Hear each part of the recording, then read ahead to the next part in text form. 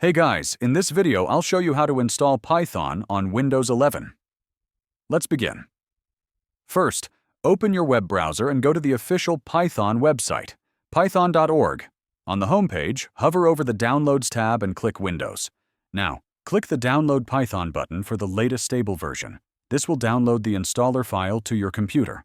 Once the download is complete, go to your Downloads folder and double-click the installer. In the Setup window, make sure to check the box that says Add Python to PATH, then click Install Now. The installation will begin and may take a few minutes. When it's finished, you'll see a screen that says Setup was successful.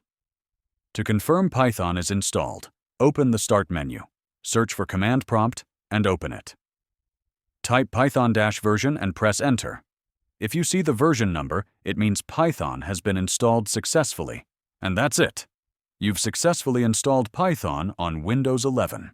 Thanks for watching, and don't forget to like this video and subscribe for more simple tech tutorials.